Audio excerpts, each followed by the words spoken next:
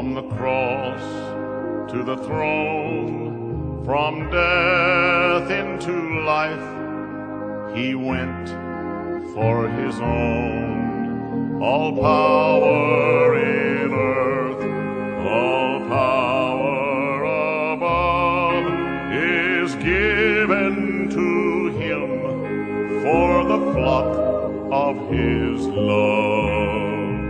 Only believe,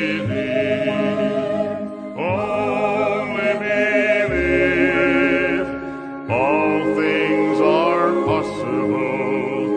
Only believe.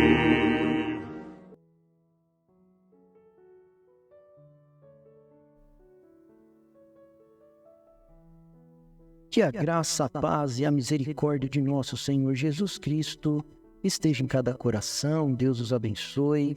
Estamos juntos mais uma vez para esta programação do Lendo, Meditando e Orando. Programação que vai ao ar de segunda a sexta, às 8 horas da manhã. Estamos meditando em Êxodo, no livro de Êxodo.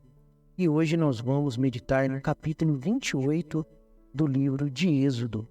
Capítulo 28, ele vai tratar das vestes sacerdotais e do tabernáculo. Nós vamos, então, verso a verso, como nós sempre fazemos aqui na nossa meditação, Êxodo capítulo 28, do verso 1 ao verso 5. Ele nos diz sobre as vestes para a glória e para o serviço de Deus, Aí no versículo 2 diz assim, farás vestes sagrada para Arão, teu irmão, para glória e ornamento. As vestes, irmãos, sacerdotais, elas eram para a glória de Deus e para o serviço no tabernáculo. Não era para engrandecer o homem, não era uma veste para tornar o homem um pássaro raro, um sabe-tudo, não. Observe que farás vestes sagradas para Arão, teu irmão, para a glória e ornamento. Para a glória de quem? Para a glória de Deus e para o serviço no tabernáculo. A adoração e o serviço sempre andam juntos. Nós vamos uma hora meditar sobre isso também. A adoração e o serviço sempre andam a Deus. Serviço a Deus, E sempre eles devem ser feitos com reverência, com dignidade. Nós sempre devemos nos aproximar da palavra de Deus com muito temor e tremor. E essas vestes falam muito desta reverência e dessa dignidade. E sobre a adoração e o serviço a Deus, como nós devemos nos revestir. Lá era uma vestimenta natural. Era uma vestimenta natural. Então, eles iam realmente se adornavam com aquelas vestes que estavam sendo feitas. E hoje, qual que é a nossa veste? Qual que é o nosso ornamento? O Senhor Jesus Cristo, ele nos deixou a seguinte mensagem: pelos seus frutos conhecereis. Aquilo que está dentro de nós vai refletir aquilo que nós vamos ser por fora. Hoje, essas vestes, que aqui é um tipo para nós, essas vestes hoje é a veste do Espírito Santo. É o véu da santidade. O profeta de Deus para esta era, William Marion Branham, ele nos fala que existe o véu da santidade e o véu da iniquidade. O véu da santidade é o véu de Deus que desce sobre nós e nos coloca em reverência e nos coloca para o serviço do Senhor. E existe o véu da iniquidade, que é o que muitas pessoas aí fora estão vestidas com essa veste da iniquidade, sendo inclinado para as coisas do mal e muitas vezes com ar religioso, mas não aceitando aquilo que Deus tem no tempo presente. E Deus, ele constrói o seu tabernáculo. Isso é muito grande, Muito grande. Se nós formos entrar nisso, nós vamos ocupar todo o nosso tempo, só nessa parte aqui de tão bonito que é. Mas fique com isso, verso 2, versículo 2, onde nós acabamos de ler, essas vestes sacerdotais eram para a glória de Deus e para o serviço no tabernáculo. E hoje Deus reveste os seus filhos com o quê? Ele vai revestir o seu filho também de vestes. Mas vestes de quê? De santidade. Hoje ele vai revestir. Nós não estamos com a veste da iniquidade, mas as vestes da santidade de Deus. Agora, do verso 6 ao verso 12, nós vamos ver falando sobre o peitoral do julgamento. Eu quero destacar aí o verso 12. Acompanha comigo aí na sua Bíblia, o verso 12. E porás as 2 pedras nas ombreiras do éfode, pedra de memorial para os filhos de Israel. Arão levará os seus nomes sobre os seus 2 ombros, para a memória diante do Senhor. O peitoral, irmãos, ele continha 12 pedras, cada pedra representava uma tribo de Israel. É tão rico essas passagens, os irmãos me perdoem, mas é tão rico e o Espírito Santo vai trazendo para nós cada uma daquelas pedras, jaspe, ônix, cada uma daquelas pedras que representavam as tribos, elas tinham uma cor e tinham um significado, aquelas pedras. Se nós tivéssemos tempo nesta programação, nós iríamos explorar isso. Mas quem sabe um dia a gente, quando acabar a programação do Êxodo, nós não entramos, fazemos um especial, resumido dos pontos principais do Êxodo e entramos nisso. Então, o peitoral, ele tinha 12 pedras, representando cada pedra uma tribo de Israel, e ele simbolizava, e quem carregava isso era o sumo sacerdote, que carregava a responsabilidade de interceder por todo o povo diante de Deus. Olha que responsabilidade. Aí, no versículo 12, Arão levará os seus nomes sobre seus 2 ombros para a memória diante do Senhor. O sumo sacerdote, ele tinha a responsabilidade de interceder pelo povo diante de Deus. E hoje nós também temos um sumo sacerdote. A Bíblia diz em Hebreus capítulo 4 que ele é o sumo sacerdote. Sumo significa superior, maior. Ele é maior que um sacerdote, ele é um sumo sacerdote. Em Hebreus capítulo 4 diz que ele é o sumo sacerdote e sabe compadecer das nossas fraquezas. E também diz que nós podemos chegar com confiança diante do trono da graça, sabendo que aquilo que nós vamos pedir, ele vai nos dar. Porque não existe ninguém maior que ele. Não existe ninguém mais poderoso que ele. Ele é o grande e poderoso conquistador. E ele carrega essa responsabilidade de interceder por nós.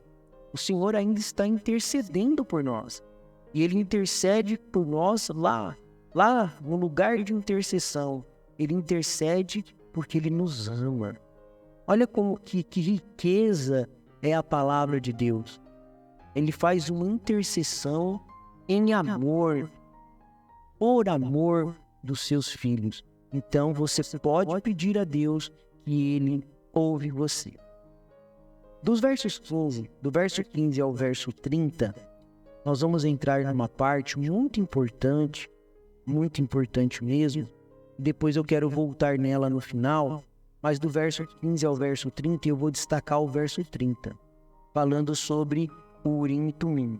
Porás também no peitoral do juízo o Urim e o Tumim, que estarão sobre o coração de Arão, quando entrar diante do Senhor.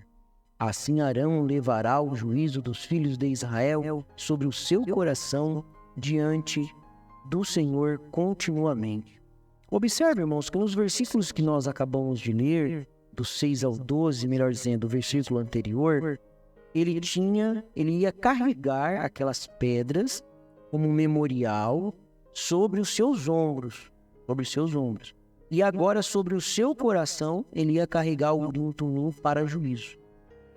O Urim e Tumim eram os meios pelos quais Deus respondia a perguntas importantes. Quando eles tinham alguma dúvida, quando alguém tinha um sonho, então isso era levado diante do Urim e Tumim para ver se aquilo viria de Deus. Eles iam buscar uma orientação divina. Isso nos mostra que nós também devemos nos preocupar em qual a orientação divina nós precisamos naquele assunto. Muitas vezes nós quebramos a cara porque queremos resolver da nossa maneira, com o nosso bom senso, da nossa forma, ao invés de buscar a orientação divina. A orientação divina te livra do acidente. A orientação divina te ajuda a prosseguir. E Deus hoje continua ainda orientando o seu povo, pode ter certeza. Do verso 31 ao 35 vai falar do manto azul celeste. Eu vou destacar o verso 35. E estará sobre Arão para administrar, para que se ouça o seu sonido quando entrar no santuário, diante do Senhor, e quando sair não morra. O manto, esse manto azul celeste que Arão iria utilizar, e todos os sumos sacerdotes depois, ele continha campainhas. Conforme ele andava, aquilo balançava, santo, santo é o Senhor. E também, somente o sumo sacerdote, uma vez no ano, podia entrar lá no Santo dos Santos, né? Só podia entrar lá no lugar santíssimo, melhor dizendo, uma vez por ano, para interceder pelo povo, por ele e pelo povo. Lembre-se, ali era o lugar santíssimo. Se ele entrasse em pecado, alguma coisa, Deus matava ele. Só que ninguém mais podia entrar, senão morria também.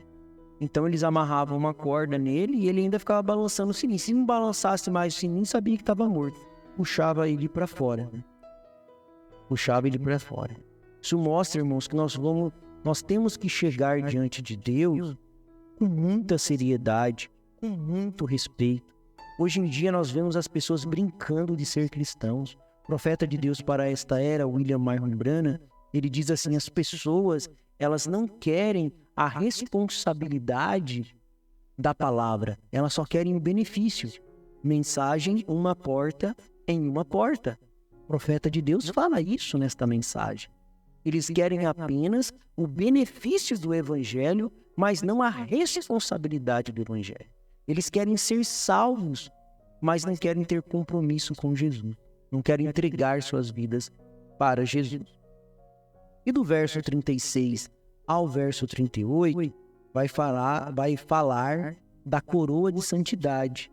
O verso 38 diz assim: e será na testa de Arão, para que Arão leve sobre si a iniquidade das coisas santas, e os filhos de Israel houveram santificado em todas as suas coisas santas, e estará continuamente na sua testa, para que eles sejam aceitos diante do Senhor. Essa coroa, ela tinha bem uma coroa assim como de rei.